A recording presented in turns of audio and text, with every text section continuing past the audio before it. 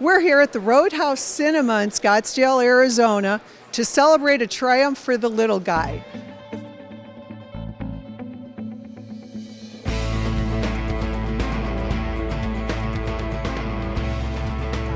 The film is Average Joe, and it's about Coach Joe Kennedy and his wife Denise and how they fought a battle for the American people and for the First Amendment.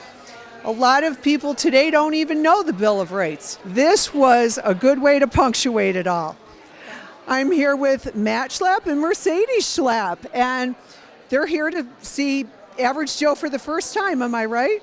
Yeah, for sure. We're excited to see it. We've gotten to know the coach, and he is like just a great guy and a brave guy. The bravery and the courage I've seen in the last few months, I am just astounded, and it's such a great example for everyone to see what's possible. Yeah, for sure. Well, and I got to tell you, Hollywood is known for not necessarily positive movies, and this is a good feel, just powerful, inspirational movie that reminds us why we love America, why we got to keep fighting for our freedoms. And that's why, being the average Joe out there, you could be the most remarkable average Joe, or, Josephine for that matter, to do great things in this nation. And CPAC is honored to host this event, this movie premiere here in Arizona. It's life-altering, and really what Coach Joe Kennedy did, not only does it pave the way for people that have your values, but have the opposite values, that they can be self-expressed also. And I think a lot of times people miss that. Yeah, no, I agree. And I think for all of us to remember that sometimes we got to take the knee. And how many times every single day do we need to pray?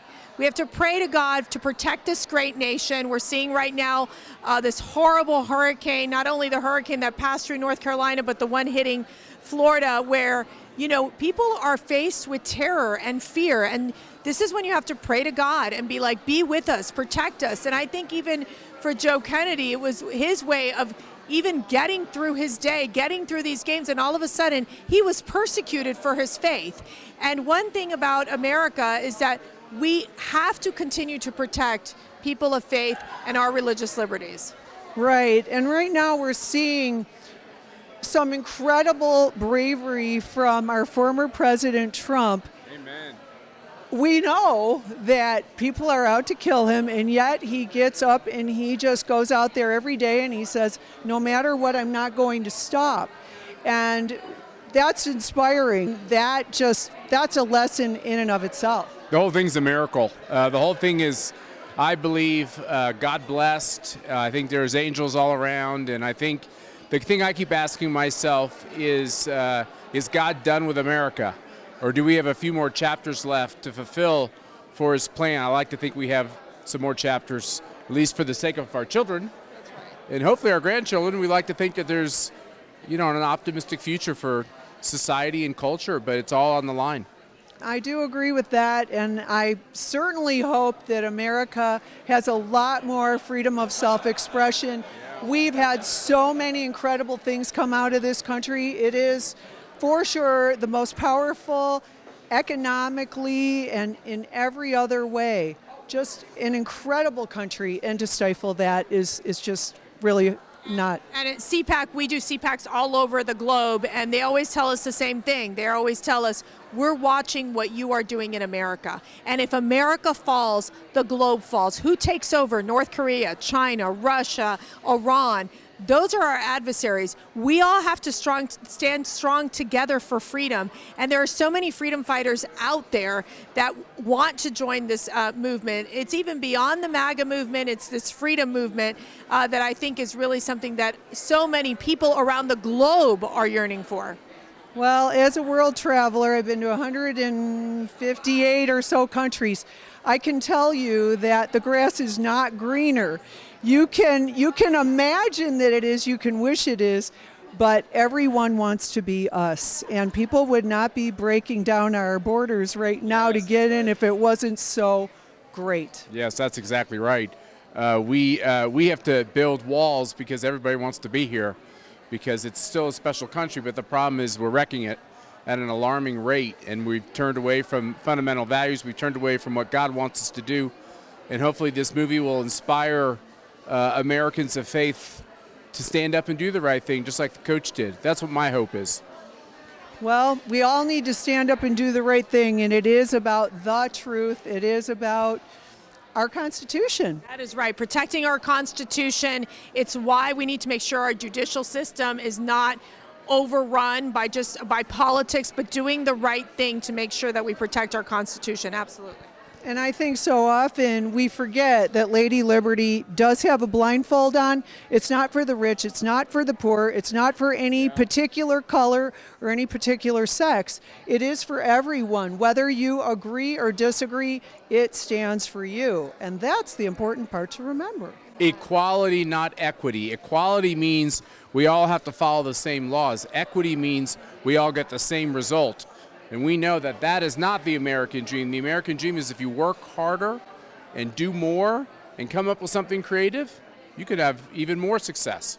That's right. We're celebrating Coach Joe Kennedy tonight because of his incredible bravery, his perseverance, and this is just a great celebration tonight, and we look forward to celebrating some more. Well, thanks for being here. All right. Thank you. Thank you. I'm here with Britt Powell. And we're going to speak a little bit about the importance of speaking the truth and integrity. You know, you hear a lot about speaking your truth, and I don't believe in that. I believe in speaking the truth. And one thing I love about the message of this movie is Coach spoke his truth. Coach lived his Christianity. As a Christian in business, I think too often we suppress, we pray in private, we keep our knowledge and our basis of our faith to ourselves, and we need to be more outspoken. And I do think it's imperative that we embrace our First Amendment rights. And there may be consequences, but you know what? My heavenly consequences for staying silent about my faith in our Lord and Savior Jesus Christ, that's something that matters to me so much more than what anybody's opinion of me is. This is a movie also about leadership and about perseverance and personal growth. My goodness, and really, what did God do for this man? Absolutely, and just the horrible things he had to go through because he was living his faith. I recently left a 19-year career for a myriad of reasons. I was trying to be the light in the darkness for a long time, and God finally showed me that sometimes you don't get to stay in a situation, that leaving a situation makes your light shine brighter. That sometimes when you're feeling that you can't go forward, that God is telling you, instead of looking up or looking back, to look up, and God will place you where you are supposed to be, because the whole purpose as a believer is for Jesus to shine through me and for me to be a conduit. Sometimes that means putting aside your wants and needs, doing what is right by my faith, maybe not what's right by the world, and the rewards in heaven will far outweigh any consequences you have here on earth. Right. Well, I like what you said, but when you see this film, you're going to know that it was even worse before he took God into his life. It was far worse for him then. I think the strength happened at that juncture. Anyway, thank you so much. Thank you. And it's a great film, and there's someone I'd love you to meet. I'm here with Elaine Beck, and she hasn't seen the film yet, but she certainly knows Coach Joe Kennedy. What are you expecting from the film?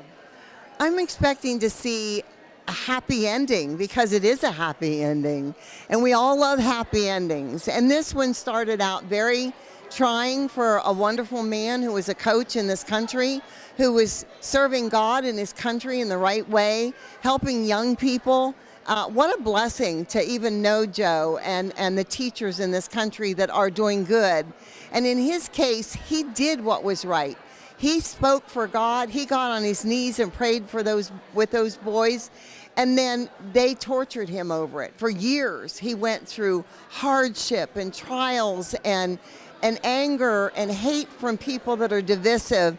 And yet he fought all the way. And I'm really proud of our Supreme Court, that when it got down to the wire and they actually went in and had to make a decision, they did what was right for all the Christians and all the people in this country to stand and say, we've had enough, no more, Joe wins. We can't agree with everyone, but everyone does have a right to speech.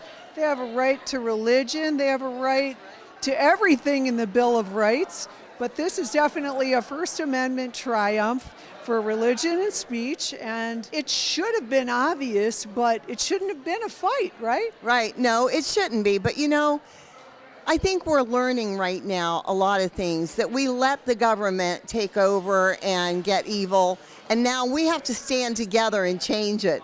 And that's our job, all of our jobs. So God bless you all, and I hope that y'all get out and vote.